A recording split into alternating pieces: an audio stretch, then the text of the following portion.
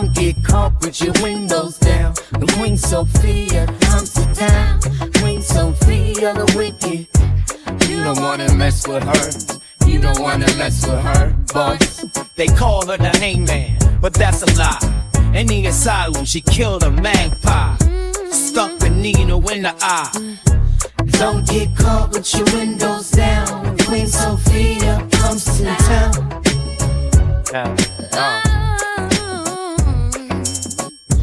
Don't get caught with your windows down. Queen Sophia comes to town.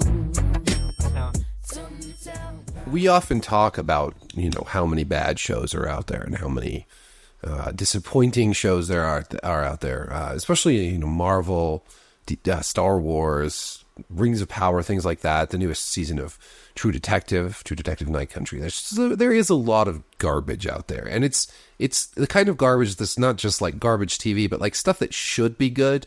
I think that's why this becomes such a big conversation, is because this stuff should be good. Like Star Wars is a no-brainer. I don't know how we can just keep getting it wrong over and over again. Lord of the Rings is a no-brainer. A big budget show like this, it could have been so great. I don't know how they screwed it up so badly. But anyways, there are also a lot of really great shows. And I guess I watch so many of them that I have, maybe a different perspective than people who have, only tune in for these things that they're really hopeful for. And then they're like, wow, all TV sucks. But there are some really, really great shows. One of which I wanted to talk about a little bit more today, which is The Penguin on HBO and Max. The Penguin stars Colin Farrell as Oz, the Penguin himself, kind of before he becomes the big boss, right? He's more of a henchman at this point, kind of an upper-level henchman, but still just a henchman. The Falcones are in charge, and he's playing both sides. He's scheming, and he's quite ruthless in his own way. He's not very trustworthy. He's a scumbag. He's got some redeeming qualities, but for the most part, he's a scumbag, double-crossing son of a bitch. And he's great.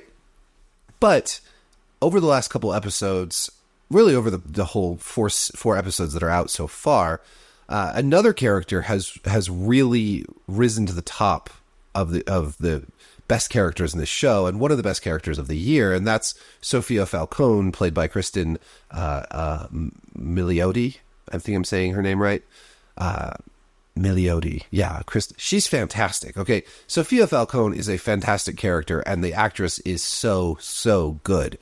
It's awesome to see a female character written this well, performed this well, because so often I am accused of I must hate shows about women. I must hate shows with women as the leads.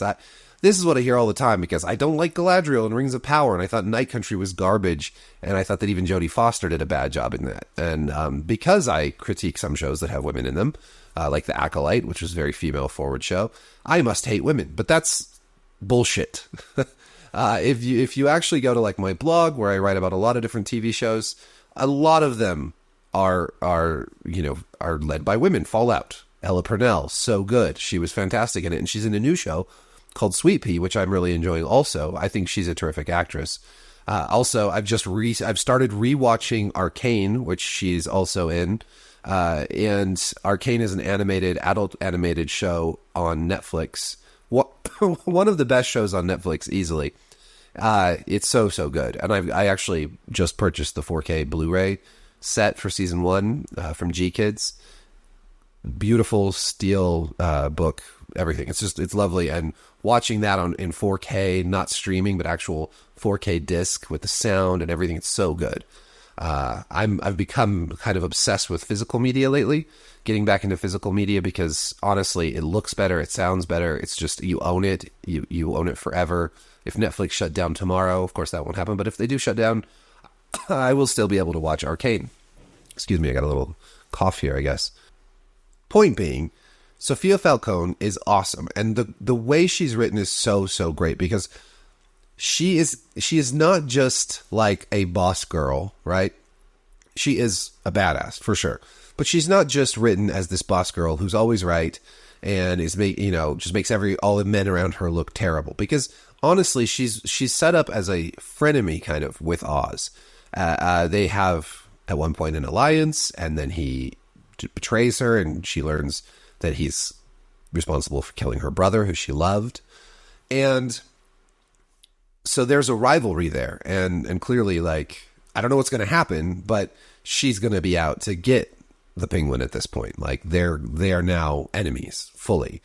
Though I think that may change based on one popular theory right now, which I'll get to in a minute. But we got a whole episode in episode 4 that goes into her backstory, how she went to Arkham Asylum, and revealing that she wasn't, in fact, the Hangman. We've thought this whole time that she went to Arkham because she was a serial killer and killed all these women. But it turns out that was not the case. In fact, she was starting to look into who must have been doing this, and she meets with a journalist, and this gets her in a whole world of trouble. Her own father, Colin Falcone, the mob boss, before he died, he died in the movie The Batman.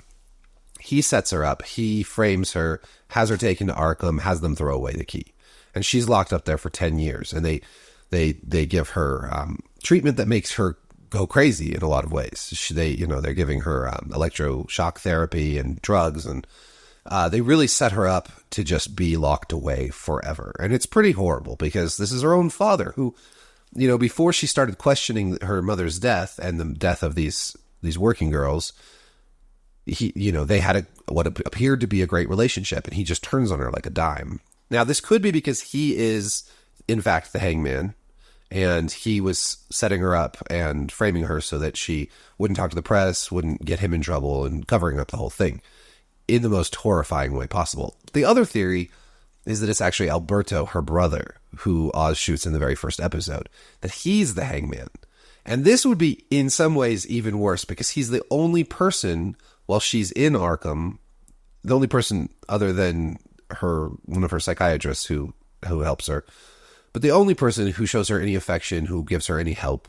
And if he turns out to be the one that's really responsible for being in there, because Carmine is protecting him and throwing her under the bus, that would be heartbreaking. But it would also be a really interesting twist, because if she finds this out and learns that her brother really betrayed the shit out of her, well, she might not be so pissed at Oz for killing him, right? Maybe. I don't know how that plays out. And one thing that's great about this show is that it's not really that predictable. It's actually, it's surprising, and it's surprising in a good way. It's all set up very, very organically. There's not, I don't know, I've gotten so used to so many of these comic book shows being written so half-assed. Just lazy writing, convenient plot, lots of plot holes, just this is such a common thing in scripts where the writers are just trying to get from plot point A to plot point B, and it doesn't matter if it makes sense or if it works narratively, but they force it there, and you're just supposed to accept it. And this is a mature enough show with writers who are clearly experienced enough and talented enough to tell a story where characters' choices and characters' conflict really drive the story rather than the other way around.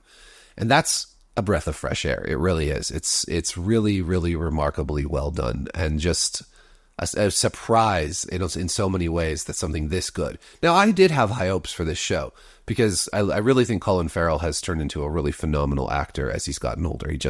He really disappears into the role of the Penguin, and that's partly because he is totally ensconced in this incredible prosthetic and makeup, and he just doesn't look anything like him, but he also gets the accent, the movement, the mannerisms, and all that. It's just, he's so good.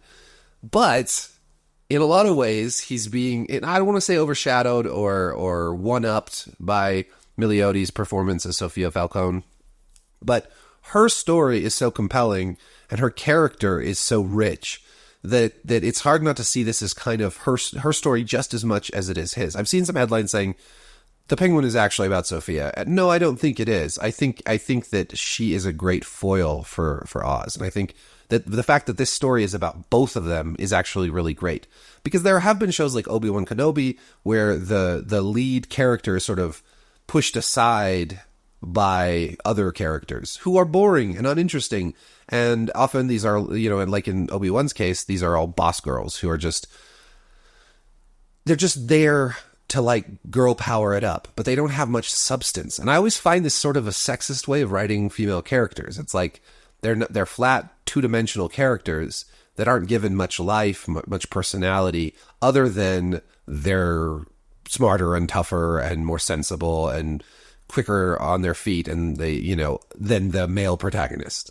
It's such a bad way to write a female character, because you're using kind of like Obi-Wan was sort of this bumbling idiot in his own show. Whereas in the Penguin is not a bumbling idiot. He is clever and ruthless, and he's willing to take all sorts of risks to get what he wants, and he's got dimension. But then so does Sophia. So this is the lesson here, is like, you can write great female characters that don't rely on the male characters being stupid and ridiculous. Now, some of them are, like the Falcone family bosses, Luca and John Vitti, are not particularly bright. Like, they are getting played really kind of ridiculously. But that's okay. We don't need all the characters to be as clever as the Penguin. It wouldn't even make sense if you did it that way. They're powerful men who sort of inherited their power in a lot of ways. Like, they're unable to fill the shoes that Carmine left behind. And that's a big motivating factor, along with her need for revenge for Sophia to, in the end of episode 4, kill them all. Well, almost all of them. She spares the little girl, and she spares John Vitti. And I'm not sure why she spared Vitti at this point, other than she must have some use for him. Before they had the blackmail, but now that Luca's dead, they don't need it. They don't have that over his head.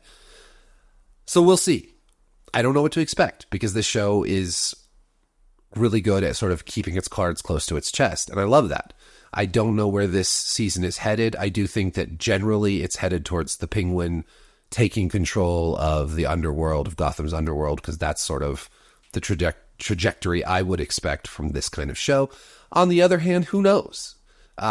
Sophia is a formidable opponent, and clearly willing to go to great lengths to get what she wants. She closes all the windows and lets carbon monoxide just kill everybody in the house, except for the two I mentioned. So it's a great final scene of that episode. And really the whole show has been full of great little surprises and unexpected beats. Like in episode 3, there's a fantastic scene after they make the deal with the Triad. They're standing out back, and Sophia tells, she was betrayed by Oz before. He kind of turned her in to her father when she met with a journalist, and he apologizes so sincerely. And when she says, "I don't know how to trust you," he says, "Let me just keep showing you how." And there's tears in his eyes. I mean, it's such a convincing moment that I think, as I'm watching this, I think maybe he really does want to make amends with her. Maybe he really does. And she thinks it too. It seems very obvious that they are actually connecting. And then the rival organized crime people show up. I can't remember the name of their last name, but they burst on the scene, and they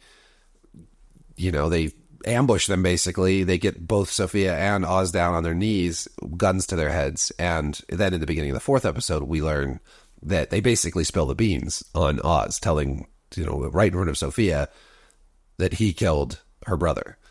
So you get this great, emotional moment between these two, and within seconds, that deception is just shattered. And I did not expect that. And I love that my expectations have been challenged so much during just the first few episodes.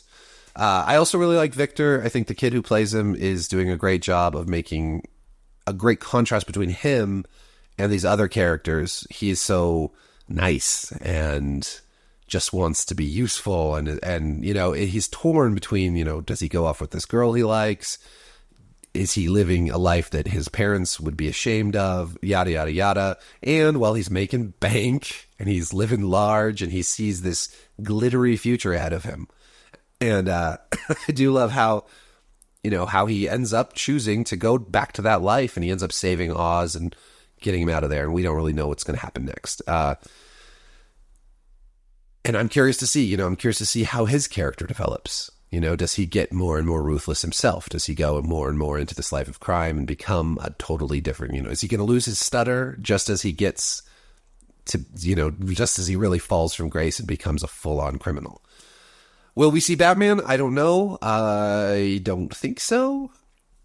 I think this is really going to be a story mostly about these rival criminals. highly recommend it if you haven't watched it yet. Really, really fantastic show. One of the best things HBO has put out in a while, and I'm excited for the rest of the season. I think this is just a 1-season deal, so we don't have to worry about it getting canceled and not telling the whole story. We should have the whole story in this season, this limited series. So let me know what you think of it so far down in the comments. I know a couple people have been asking me to make a video about it, but I am 100% on board with the show at this point. I don't have a lot of complaints. I'm just enjoying it, and I will make another video about some of the other stuff I'm enjoying, because like I said, there are a lot of great shows out right now, and I want to share them all with you. For instance, Slow Horses just ended, and it was fantastic. Only Murders in the Building is the best it's been, probably ever, or at least since season 1. And there's lots more. So thank you for watching. Like, subscribe, hit the notification bell, shout out in the comments. Peace. Don't get caught with your windows down. The Queen Sophia comes to town. Queen Sophia the wicked. You don't wanna mess with her. You don't wanna mess with her, boss. They call her the hangman, but that's a lie. In the asylum, she killed a magpie. Stuck the needle in the eye. Don't get caught with your windows down. Queen Sophia comes to town.